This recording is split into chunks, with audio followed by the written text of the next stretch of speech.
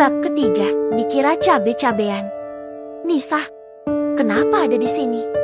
Kapan pulang? Kali ini malah suamiku yang bersuara. Ayah terkejut. Sama. Nisa juga terkejut dengan kabar pernikahan ayah. Oh, Jeti ini anaknya suamiku. Jeti aku ibunya perempuan cantik ini dang. Tapi malah lebih tua anakku daripada ibunya. Duduk dulu, nak, kita ngobrol dulu. Pulang dari luar negeri kok gak kabar-kabar. Perempuan itu tetap bergeming tak mau menuruti perintah ayahnya. Mana istri baru ayah? Dia. Telunjuknya mengarah pada ibu. Ibu pun kaget. Dikira dia istri suamiku padahal adalah ibu mertuanya. Bukan nak, bukan dia. Suamiku kemudian berdiri dan menarik tanganku sehingga aku mengikutinya berdiri. Dinda, kenalin ini anakku yang paling bontot, namanya Nisa. Aku mengulurkan tanganku untuk berjabat tangan, tapi sama sekali tak ada respon darinya. Hah? Ayah enggak salah. Jeti perempuan cabe-cabean ini yang Jeti ibu tiriku. Nisa menyebutku dengan cabe-cabean. Enak saja. Kalau saja dia bukan anak dari suamiku, sudah aku tarik rambutnya. Hei Dinda, kamu pasti cuma mau morotin harta ayahku aja kan? Kalau enggak ngapain kamu mau nikah sama ayah? Namaku Seva. Bukan Dinda. Sanggahku. Gara-gara aki-aki lebay ini namaku Jeti berubah. Bukankah tadi ayah memanggil Dinda? Kupingku masih waras dan daya ingatku tinggi. Nggak mungkin aku salah dengar. Namanya Seva. Nis. Dinda itu panggilan sayang ayah buat Seva. Jawab suamiku. Suamiku kemudian menjelaskan asal-muasal panggilan itu. Astaga ayah. Apa nggak malu? Ayah itu sudah 60 tahun gak pantas rasanya bucin kayak anak muda. Dan kamu, apa jangan-jangan kamu sudah pelet ayah aku ya? Lagi-lagi Nisa menuduhku sembarangan. Mbak, maaf jangan nuduh sembarangan ya. Aku berusaha bersabar menghadapi Nisa. Mbak, hello, aku bukan adikmu. Kalau kamu nikah dengan ayahku berarti aku ini anak tirimu. Tapi sayang sampai kapanpun aku tak sudi punya ibu tiri macam kamu. Ucap Nisa sambil bertolak pinggang. Nak Nisa, duduk dulu yaks. Bicarakan ini baik-baik. Ucap bapak menengahi. Enggak sudi aku duduk di sini. Nisa kecewa sama ayah. Nisa benci ayah. Teriak Nisa sambil menangis. Dengerin ayah dulu Nis. Pinta suamiku. Enggak. Nisa enggak mau lagi ketemu sama ayah. Nisa berlari keluar. Suamiku berusaha mengejarnya, tapi usianya yang sudah tak muda lagi membuatnya tak mampu berlari. Nisa kemudian sudah masuk ke mobil mewahnya, kemudian pergi dengan kecepatan tinggi. Kami hanya mampu memandang mobil yang dikendarai Nisa menghilang di ujung jalan. Malam menjelang, sampai tengah malam, aku masih tak bisa tidur memikirkan Nisa. Aku tahu dia pasti terluka, dan itu disebabkan karena aku. Kenapa belum tidur? Tanya suamiku. Enggak bisa tidur. Gerah. Jawabku asal. Memang cuaca malam ini terasa gerah, bahkan dia terus mengipasi dirinya dengan kipas sate milik bapak. Enggak usah tanya kipas angin. Kita enggak punya. Bisakah Dinda ambilkan minum? Rasanya haus.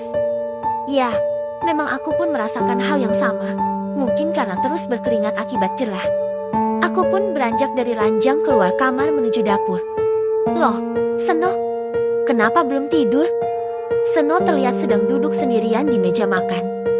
Haus mbak, tadi ambil minum. Jawabnya. Udah kan minumnya? Sekarang tidur lagi Gih. Besok sekolah kan? Mbak, maaf ya. Ucap Seno lagi. Kenapa minta maaf? Memangnya Seno salah apa? Karena Seno, Mbak Jeti nikah sama Pak Bambang. Kata Seno dengan nada bergetar. Aku yang tadinya sedang menuang air ke cangkir, kemudian beralih mengambil tempat duduk di samping Seno. Enggak kok, enggak gitu juga alasannya. Seno enggak usah punya pikiran macam-macam, yang penting Seno sembuh terus lanjutin sekolahnya. Katanya Seno mau mondok. Jeti kan? Seno menganggukkan kepalanya. Seno tidur dulu ya, Mbak. Pamit Seno.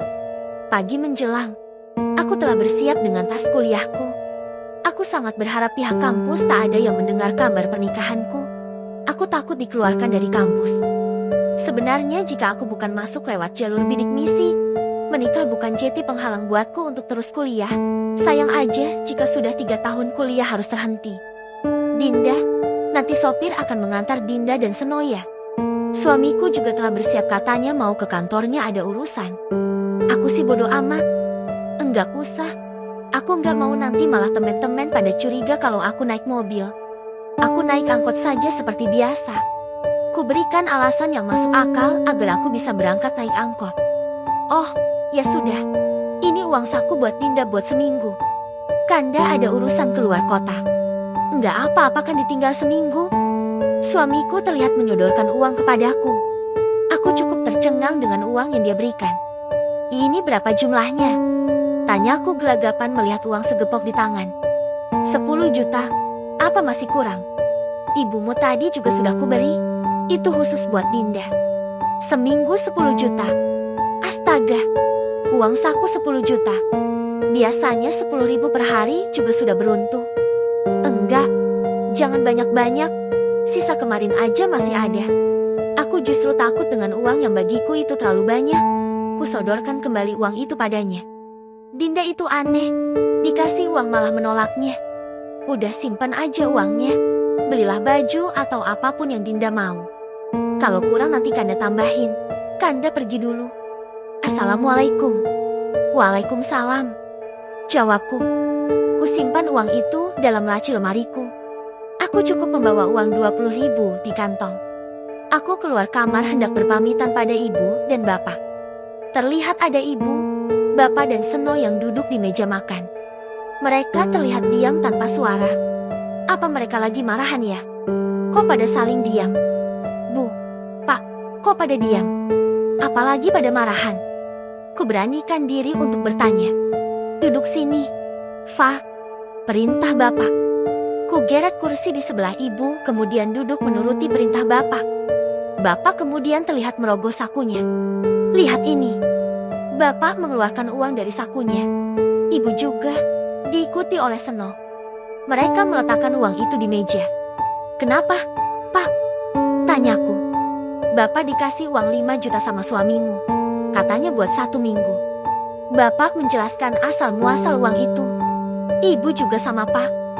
Seno juga dikasih 1 juta. Bapak aja yang pegang ya. Seno justru menyerahkan uang itu pada bapak. Kita bahas nanti ya. Sudah siang nanti malah Seva terlambat. Seno, ayo. Sesampainya di kampus aku sudah ditunggu oleh Rizka. Fah, gimana? Rizka langsung bertanya saat aku memasuki gerbang kampus. Sepertinya dia sudah menungguku dari tadi. Gimana apanya? Tanyaku balik. Heran dengan pertanyaan Rizka. Itunya. Jawab Rizka. Is, kalau ngomong yang jelas dang. Itunya apanya? Idih, masa nggak paham? Jelasin dulu baru aku paham. Kuletakkan tas gendong yang cukup berat di meja nomor 3 dari depan tempatku duduk. Begitupun dengan Rizka. Dia duduk di sampingku. Kamu kan udah nikah. Gimana rasanya malam pertama? Sakit enggak? Refleks kupukul kepala Rizka dengan buku tulis yang aku keluarkan dari dalam tas. Aduh, sakit tahu. Rizka memegangi kepalanya yang aku pukul. Sestit, jangan keras-keras nanti ada yang dengar bisa mampes aku. Aku celingukan melihat keadaan takut ada yang mendengar ucapan Rizka. Untung saja mereka sedang asyik ngobrol sendiri, jadi nggak dengar omongan Rizka. Jangan tim aja, gimana rasanya? Rizka terus saja bertanya. Rasanya itu. Selamat pagi semua. Ucap Pak Edi, dosen mata kuliahku pagi ini yang sudah masuk ke kelas. Kulirik Rizka yang terlihat kecewa, tidak jadi mendengar ceritaku. Aku hanya tersenyum melihatnya.